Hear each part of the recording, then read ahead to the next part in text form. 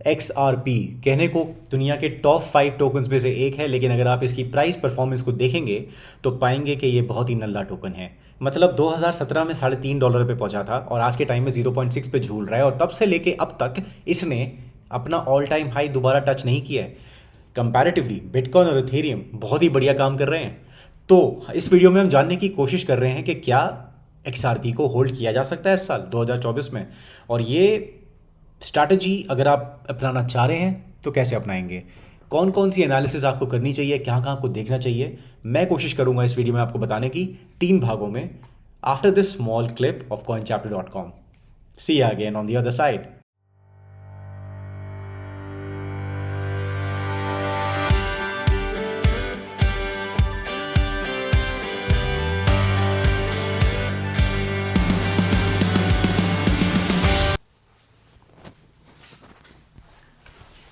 नमस्कार भाइयों, क्या हाल चाल आप सबका।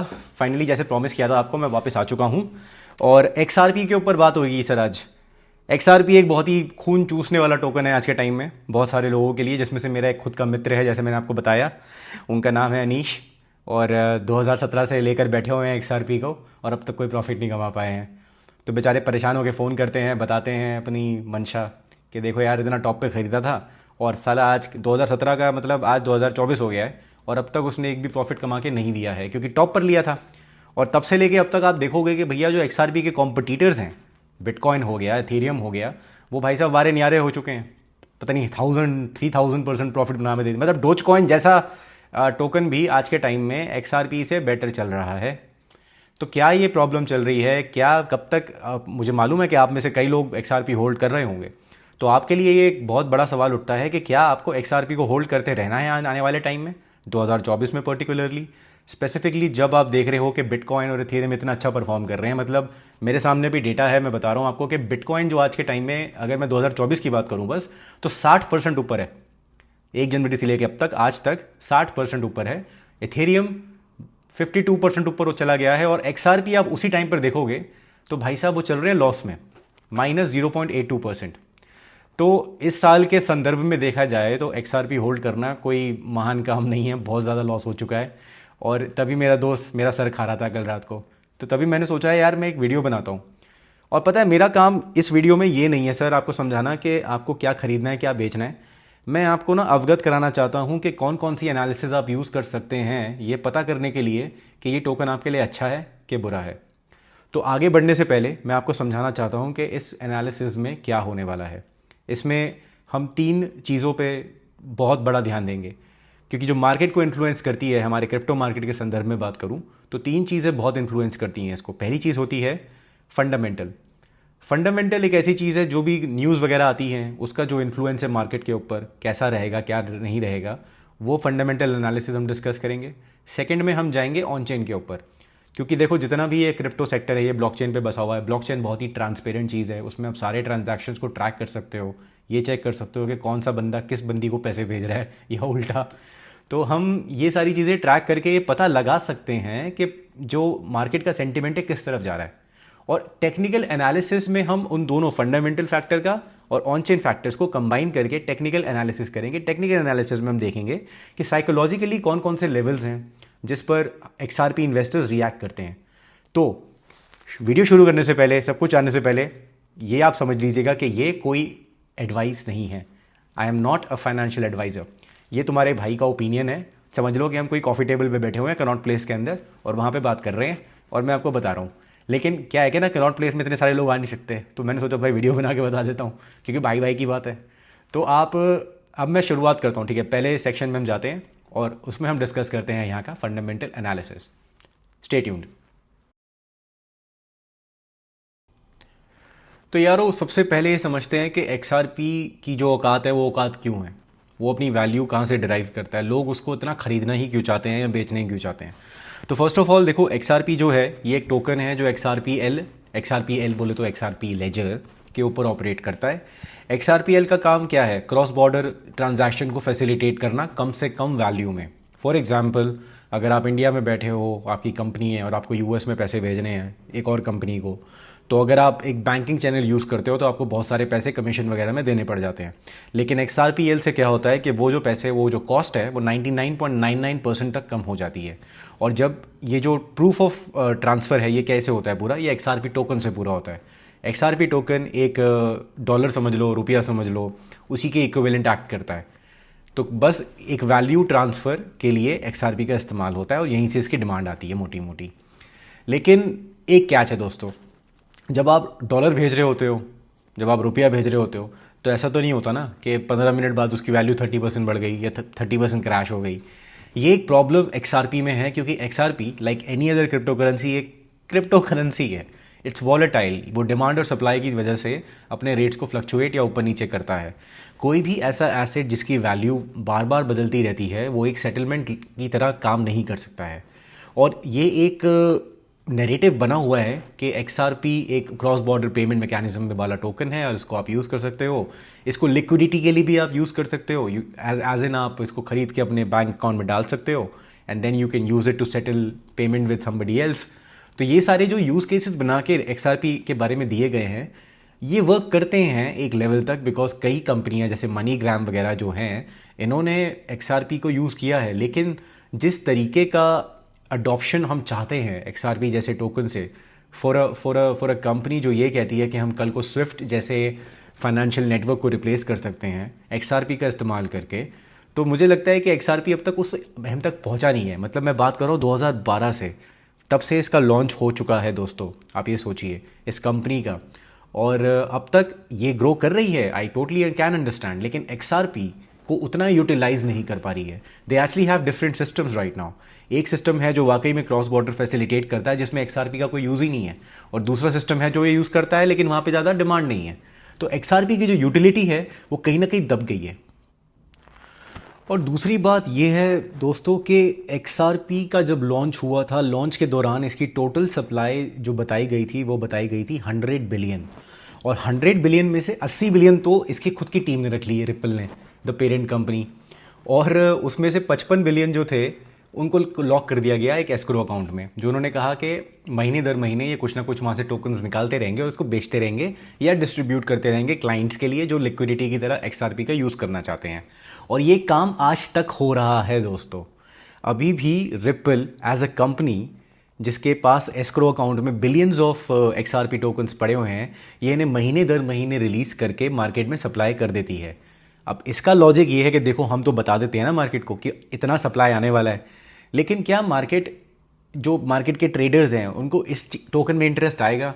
आई मीन एक बहुत ही क्लासिक सप्लाई डिमांड मॉडल है। अगर आप एक मार्केट में एक्स्ट्रा सप्लाई भर देते हो किसी भी टोकन की अगेंस्ट अ लोअर डिमांड, तो नेचुरली सी बात है कि XRP जैसे टोकन की वैल्यू डाउन होगी, जो कि this is not the case with bitcoin. Bitcoin के क्या है भैया 21 मिलियन है और उसका भी सप्लाई रेट ऑलरेडी नोन है because of their having rewards. हमें पता चल जाता है कि हर 10 मिनट में कितना निकलने वाला है, कितना बिटकॉइन मार्केट में सप्लाई होने वाला है। But this is not the case with XRP के टोटल सप्लाई पता है लेकिन उसकी सप्लाई इतनी ज़्यादा है, पहली बात तो। और दूसरी बात ये है कि डिमांड, जैसे मैंने कहा, यूटिलिटी डिफाइन होनी चाहिए।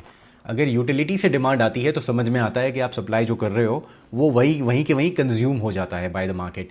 लेकिन ऐसा नहीं है, इमीडिएटली कंजम्पशन नहीं हो पा रही है unless there is any hype going on for the XRP token.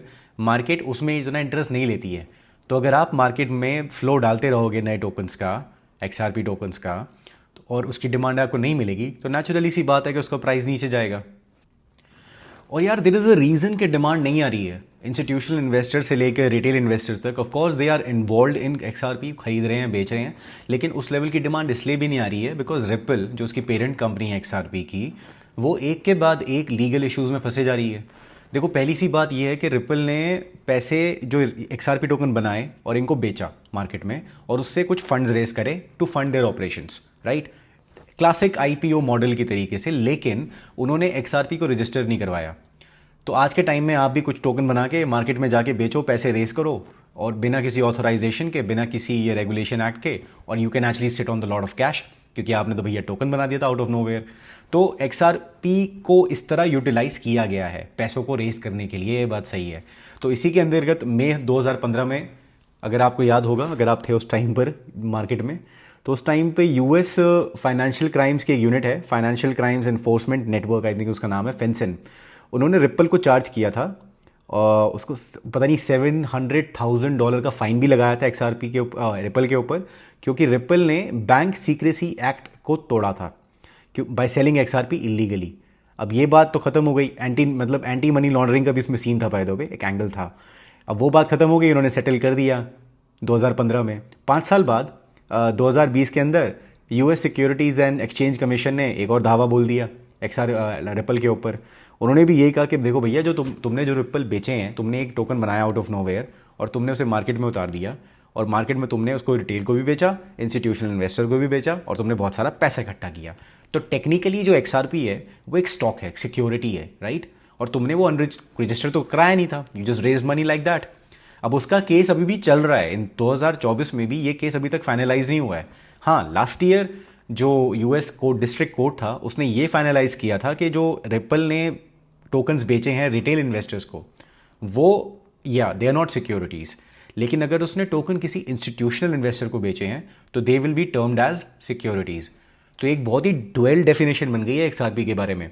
एक रीज़न में वो यूटिलिटी बन गया है, अगर तुम्हारे और मेरे जैसा बंदा खरीद रहा है तो वो एक रिटेल टोकन है, यूटिलिटी टोकन है, और अगर कोई बड़ी कंपनी है, कोई इंस्टीट्यूशनल इन्वेस्टर है, वो खरीद रहा है तो भैया ये सिक्योरिटी है।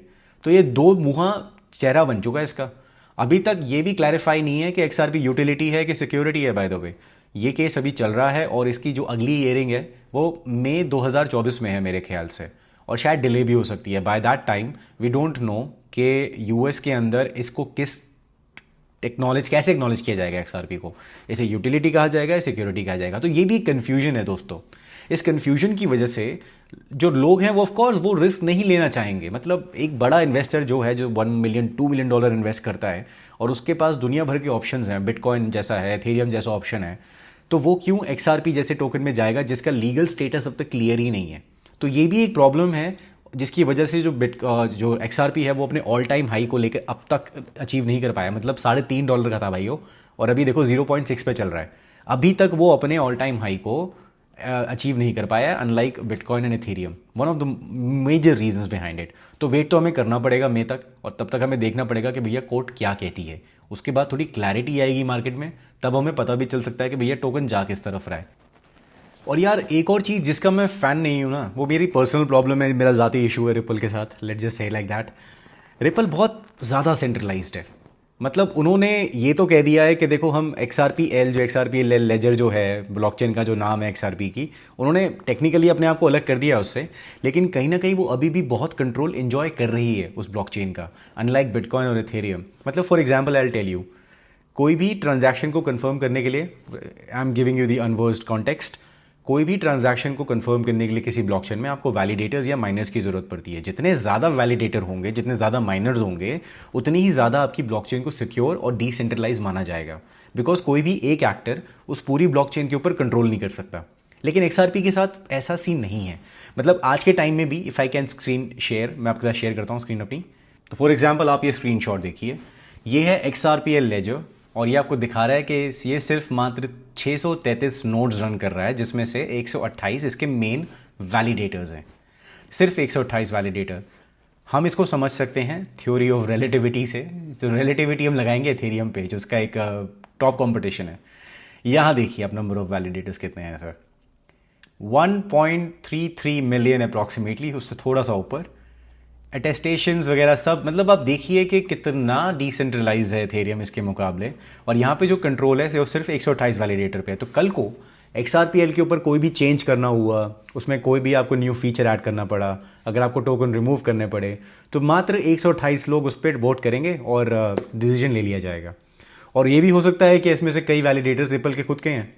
बिल्कुल पॉसिबल है, क्योंकि ये सारे डिसेंट्रलाइज, कहने को डिसेंट्रलाइज हैं, हिडन है, इनका कोई KYC वगैरह तो हुआ नहीं होगा। So we don't even know कि 128 कितने लोग हैं। हो सकता है ये 10 लोग हों जो 128 वैलिडेटर की तरह दिख रहे हों। तो there is a lot of question that pops up in your head यार। तभी मुझे लगता है ये मेरा पर्सनल इशू मानता हूँ उसको मैं, कि डिसेंट्रलाइजेशन शुड बी देयर, क्योंकि उसमें मैं फिर चेन की सिक्योरिटी पे भरोसा कर सकता हूँ। ये वाला जो भरोसा है वो कहीं ना कहीं आपको बिटकॉइन में मिलता है। बिटकॉइन में भी बहुत सारे वैलिडेटर तो नहीं है, बहुत सारे माइनर्स हैं जो काम कर रहे हैं, लगे पड़े हैं उस चेन को सिक्योर करने में, और यहाँ पे कंट्रोल सिर्फ 128 के पास है। तो अब वंस अगेन आई थिंक ये one of the main reasons हो सकता है कि इन्वेस्टर्स XRP में उतना इंटरेस्ट नहीं ले रहे हैं कंपेयर टू बिटकॉइन और इथेरियम। तो चलो भाइयों, ये फंडामेंटल एनालिसिस था, इसको अब साइड करते हैं, उसको भूलना मत, साइड करते हैं और अब सीधा रुक करते हैं हम ऑन चेन की तरफ। क्या हो रहा है XRP ब्लॉकचेन के ऊपर। सो यारो, ऑन चेन डेटा को इन्वेस्टमेंट के पॉइंट ऑफ व्यू से समझने के लिए हमें ये देखना पड़ेगा कि XRP के जो सबसे अमीर इन्वेस्टर्स हैं वो कैसे आज के टाइम में मार्केट में रिएक्ट कर रहे हैं। तो आपके सामने उसके उपलक्ष्य में मैं कुछ डेटा पेश करना चाहता हूँ। तो यहाँ पर आप देख रहे हैं addresses with balances greater than 1 million native tokens. तो मतलब ये वो लोग हैं जिनके अकाउंट में आज के टाइम में XRP के अकाउंट में 1 मिलियन से ज़्यादा नेटिव टोकन्स यानी कि XRP टोकन्स पड़े हुए हैं। और आप देख सकते हैं कि ये जो लोग हैं ये धीरे धीरे इनका जो काउंट है वो कम हो रहा है। तो एक ज़माने पहले नियर टाइम, एक साल की अगर मैं बात करूँगा तो एक ज़माने पहले 2143 को क्या बोलते हैं भाई, ठीक है 2143 थे और अब जाके ये हो गए हैं 2098। तो बहुत ही अच्छा ड्रॉप है ये। इसका मतलब ये है कि जो सबसे अमीर बंदे हैं वो आज के टाइम में अपने टोकन्स या तो डंप कर रहे हैं या वो अपने टोकन्स निकाल के उसको रीडिस्ट्रीब्यूट कर रहे हैं। क्योंकि कभी कभी ऐसा होता है कि एक एंटिटी जो होती है वो अपने टोकन्स को 2-3 जगह पे रखती है, एक जगह पे नहीं रखती, गलती से हैक वैक हो जाए तो उस पॉइंट ऑफ व्यू से भी देखा जाए। लेकिन जनरली ये कंसिडर किया जाता है मार्केट में कि अगर वेल का जो काउंट है वो कम हो रहा है, they are actually called whales, तो ये 1 मिलियन टोकन होल्ड करने वाले आज के टाइम में जो इनकी तादाद है ये कम हो रही है। ये टेक्निकली विजिबल है। We can also see the same thing actually अगर आप देखेंगे 100K वाले जो उससे थोड़े से नीचे हैं, और ये सबसे ज़्यादा बढ़िया कोहोर्ट होती है मेरे हिसाब से, because these are the kind of investor जो आपको रेगुलरली मिलते हैं। क्योंकि 1 मिलियन वाले एक्सचेंजेस भी हो सकते हैं, जो 1 मिलियन वाले एड्रेसेस हैं they can belong to exchanges, लेकिन 100K वाले जो एक्सचेंजेस हैं ये they fall in the line between the two. ये इंस्टीट्यूशनल इन्वेस्टर भी हो सकते हैं, ये एक्सचेंजेस या कस्टडी प्लेटफॉर्म भी हो सकते हैं। लेकिन आप देख सकते हैं कि इन द रीसेंट टाइम, मैं दिसंबर 11 का टॉप देख रहा हूँ, इसको तो भूल ही जाइए, लेकिन दिसंबर 11 से आप देखिए कि 32,992 थे और अब जाकर ये हो गए हैं 32,560। रिसेंटली आप ये भी देख सकते हैं कि जैसे कि अगस्त में ये बहुत तगड़ा हाइक आया था। क्यों आया था? क्योंकि इस टाइम पर एक क्या कहते हैं SEC ने जो केस किया था रिपल के खिलाफ, तो कोर्ट ने जब ये बात कही कि भैया जो आपने इन्वेस्टर्स को बेचे हैं, इंस्टीट्यूशन इन्वेस्टर को, वो तो सिक्योरिटी है, लेकिन अगर आपने जो रिटेल इन्वेस्टर को बेचे हैं XRP वो सिक्योरिटी नहीं है। तो उससे क्या था, मार्केट बड़ी खुश हो गई थी। तो मुझे लगता है ये जो हाइक आया था ये उसी की वजह से आया था। लोगों ने उस टाइम पर XRP को कलेक्ट करना चालू कर दिया, बिकॉज इस तरह की न्यूज़ चल रही थी कि रिपल जीत गया है, जबकि रिपल जीता नहीं है, बिल्कुल नहीं जीता है रिपल। वो कोर्ट का केस, जैसे मैंने आपको बताया फंडामेंटल एनालिसिस के अंदर, कि वो कोर्ट केस अभी मई 2024 में उसके शायद फाइनल वर्जन आएगा, वर्डिक्ट आएगा। अगर नहीं आया तो फिर हमें वेट करना पड़ेगा 1-2 महीने और, पर वो हुआ नहीं है। तो हो सकता है कि यहाँ पे रियलाइजेशन हो गई और इन लोगों ने भी अपने टोकन्स को ऑफलोड करना चालू कर दिया। तो ये तो हमको दिख रहा है वेल डाटा, ठीक है। ये सारे अमीर सारे लोग हैं। थोड़े से वो भी देखते हैं आपके और मेरे जैसे लोग, क्या वो खरीद रहे हैं बेच रहे हैं। देखिए 10K कितनी अमाउंट है, $5,000 के आसपास, ये भी गिर रहा है, इनका अकाउंट भी गिर रहा है। 1K वाले जो हैं, जो कम से कम $500 के यूज़, मतलब $500 जो होल्ड करते हैं XRP, उनका भी ड्रॉप हो रहा है भाई साहब। देखो क्या है, नीचे जा रहा है ये। 100 जो करते हैं, $50 जो XRP आज के टाइम में होल्ड करता है, उनका भी काउंट नीचे जा रहा है। Everybody is selling, I don't understand why, but you understand why, right? Exactly, क्योंकि फंडामेंटल एनालिसिस में मैंने आपको बता दिया, लोग अभी भी कंफ्यूज हैं और इसके मुकाबले बिटकॉइन इथेरियम बढ़ रहा है। तो सीधी सी बात है, जो छोटे इन्वेस्टर्स हैं उनको भी लग रहा है कि भैया रिपल में रहने का, सॉरी XRP में रहने का अभी कोई फ़ायदा नहीं है। तो इसको छोड़ के सब नैया डूब रही है, तो वहाँ जा रहे हैं दूसरी तरफ, बिटकॉइन और इथेरियम की तरफ। हाँ, यहाँ पे कुछ लेकिन अच्छे लोग हैं जो $5 के जो होल्डिंग रखते हैं, इनकी तादाद बढ़ रही है भाई साहब। ये जो $5 वाले हैं ना भाई साहब, इन्होंने ही नैया संभाल रखी है आज के टाइम में। बताया था ना मैंने कि भैया देखो 2024 में -0.84% गिरा है। ये ज़्यादा बड़ा लॉस नहीं है, लेकिन किसने संभाल के रखा है? इन लोगों ने भाई साहब, ये $5 वाले जो हैं। थैंक यू यार $5 वालों का। लेकिन जिस दिन आप देखोगे ना ये 100K वाले जंप मार रहे होंगे, उस दिन आएगा मज़ा, क्योंकि उस दिन फिर हम देखेंगे कि रिपल भी ऊपर जाना चालू कर देगा, XRP भी ऊपर जाना चालू कर देगा। वही बेचारे हमारे $0.5 वाले हैं और यही हमारे $0.05 वाले हैं, ये बढ़े जा रहे हैं भाई साहब। तो ये था वेल डेटा, ये था आपका एड्रेस डेटा जो आप चेक कर रहे हो।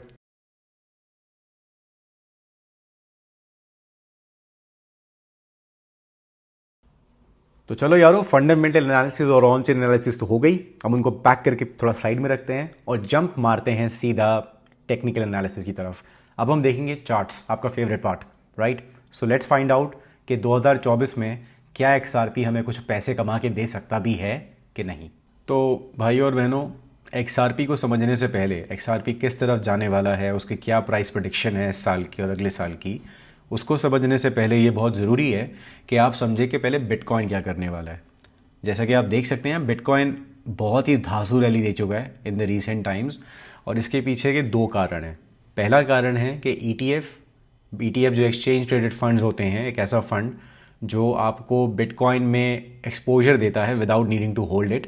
इस तरीके के जो एसेट्स हैं, एसेट प्रोडक्ट्स हैं, वो अब यूएस में अप्रूव हो चुके हैं आफ्टर अ लॉन्ग बैटल। तो आज के टाइम में 9 ईटीएफ अप्रूव हुए हैं जनवरी के अंदर, जिसमें ब्लैक रॉक जैसी कंपनी का भी एक ईटीएफ है। और ठीक उसके बाद बहुत सारे पैसे, बहुत सारे मतलब capital in billions of dollars ETFs के अंदर आना चालू हो गए हैं। अब इसकी वजह से क्या धारणा बन रही है कि वॉल स्ट्रीट अब फाइन है, regulators are also fine with Bitcoin, तो it is becoming a more legitimate asset, जिसकी वजह से ये जो वैल्यूएशन आपको दिख रही है बहुत हाई हो चुकी है, इसी की वजह से हुई है। तो भाई सीधी सी बात है, अगर बिटकॉइन का तारा चमकेगा और लोगों का जो इंटरेस्ट है उसमें बढ़ेगा, तो जो उसके कंपीटिंग ऑल्ट कॉइन्स हैं उन पे थोड़ा सा असर पड़ेगा, उनकी डिमांड थोड़ी सी कोलैप्स होगी। और एक्सआरपी उसका फोरफ्रंट एग्जाम्पल है। एक्सआरपी की डिमांड ही कोलैप्स इसलिए हो रही है बिकॉज बिटकॉइन की बढ़ रही है। अगर मेरे पास $100 है और मुझे एस्पेक्ट दिखता है बिटकॉइन में जाने का, मुझे वहाँ ज़्यादा प्रॉफिट दिखता है, तो सीधी सी बात है कि मैं वहाँ पे इन्वेस्ट नहीं करूँगा एक्सआरपी के अंदर। इवन अगर मेरे पास पैसे होंगे जो एक्सआरपी के अंदर है, मैं वो पैसे निकाल लूँगा और बिटकॉइन में डाल दूँगा। और यही चीज़ हम देख रहे हैं एक्सआरपी बीटीसी के चार्ट के ऊपर। वीकली चार्ट है ये, एक्सआरपी वर्सेस बीटीसी का चार्ट है। एक्सआरपी की वैल्यू मतलब हम बिटकॉइन में कर रहे हैं कैलकुलेट, और देखिए कितना यहाँ पे ड्रॉप आ चुका है इसका ऑलरेडी। हम फाइनली 2021 मार्च 2021 के लेवल्स के आसपास झूल रहे हैं आज के टाइम में, इतना हम गिर चुके हैं यहाँ पे।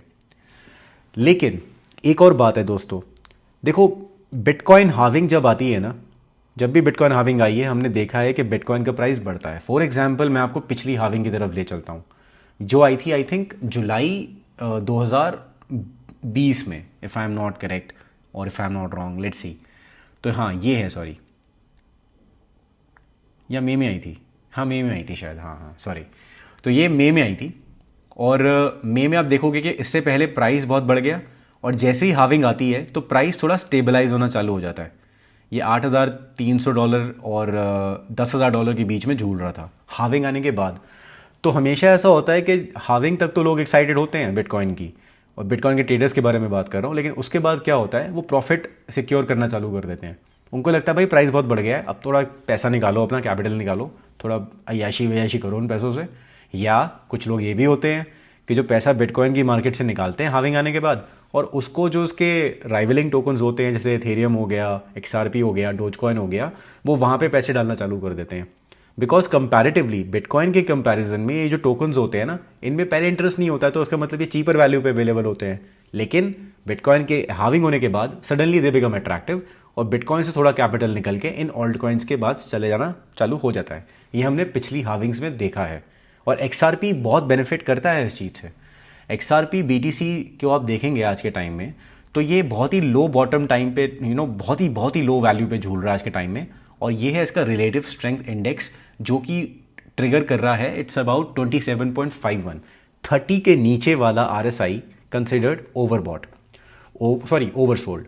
ओवरसोल्ड का मतलब ये है कि जो एक्सआरपी की औकात है, जो इसकी रियल वैल्यू होनी चाहिए, वो उस वैल्यू से बहुत नीचे चल रहा है आज के टाइम में।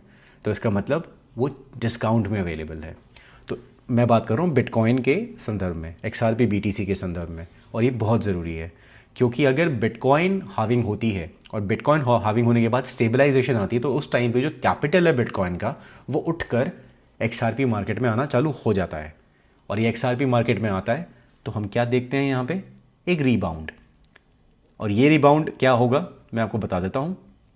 ये हॉरिजॉन्टल सपोर्ट हमें मिला हुआ है। मैं एक और सपोर्ट लाइन यहाँ बनाता हूँ, सॉरी ये रेजिस्टेंस लाइन है, पहले हमारी सपोर्ट हुआ करती थी। तो जब तक ये यहाँ पे झूलेगा तब तक हम देखेंगे कि प्राइस 0.851 जो BTC है ये यहाँ से उठ के 1240 पे चला जाएगा, right. So we are looking at a very good sharp bounce in the XRP BTC market 37-35% by the end of April. I think ये 37 या 41% तक भी स्ट्रेच हो सकता है, बिकॉज आई थिंक अल्टीमेटली ये टारगेट किसको करेगा। ये जो रेड लाइन देख रहे हैं आप, ये है इसकी 50 वीकली एक्सपोनेंशियल मूविंग एवरेज, जो कि अभी है लेट मी सी 1473 के आसपास। तो आई थिंक ये 1240 या 1473 सातोशी बोलते हैं इनके यूनिट्स को बिटकॉइन के, तो ये वहाँ तक बाउंस मारेगा।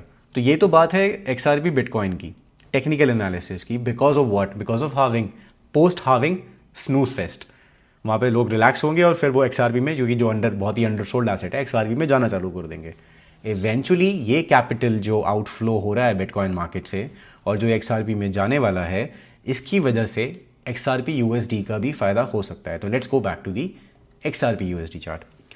तो मैंने यहाँ पर ऑलरेडी ये ट्रायंगल ड्रॉ कर रखा है और हम देख सकते हैं कि यहाँ पे स्टेबलाइज हो चुका है XRP USD। It's treating this ascending trend line as support as well as there's a 50 week EMA as support।